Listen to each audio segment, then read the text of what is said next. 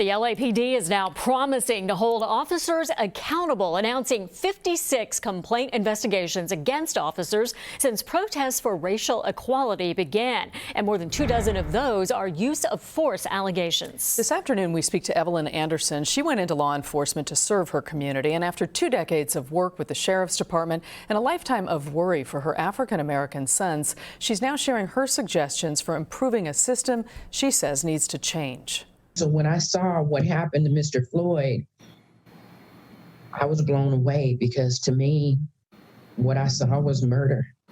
What I saw was murder. I saw cold-blooded murder. It just broke my heart because I'm looking and Mr. Floyd looks a lot like my baby boy. My baby boy is 6 feet tall and dark skinned.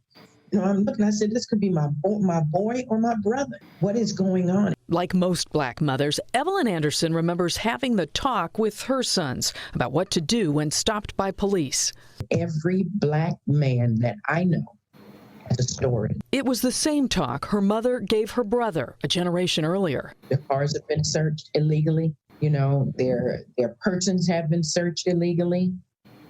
They're walking down the street and they get accosted by police officers because they fit the description of what someone else looked like. Sergeant Lucinda Anderson Freeman worked for the Los Angeles County Sheriff's Department more than 50 years ago. Her daughter, Sergeant Evelyn Anderson, retired in 2012 after 22 years on the job. I wanted to change the way that the citizens perceived law enforcement and the way that law enforcement interacted with the citizens. In the wake of George Floyd's death, agencies across the country are now reforming their departments. The way that we've been doing it, it's not working. While there are often multiple internal reviews and use of force incidents, Anderson says agencies cannot serve as watchdogs over themselves.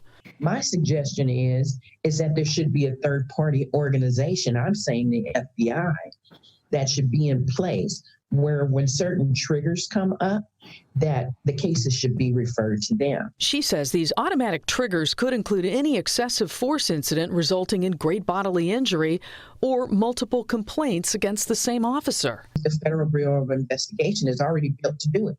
They already work with law enforcement. Hospitals are required to report suspicious injuries, but Anderson says some of the checks and balances go away when law enforcement brings an injured person to the hospital. I think that there needs to be a computing or a tracking system that tracks when law enforcement brings someone in with great bodily injury. While George Floyd's death may prove to be a catalyst for change when it comes to racial justice, Anderson says she simply cannot watch the images of Floyd's death anymore. I looked at him and I said, oh my God, he called for his mother. I found out later his mother's been deceased for 2 years. You know, I wonder if he saw her at that moment. These are intensely difficult times, but Anderson is hopeful it is also a time for change. Now is absolutely the moment. Anderson would also like to see it become more acceptable for officers to ask for help when they're struggling at work or at home. She suggests mental health evaluations should become part of annual reviews.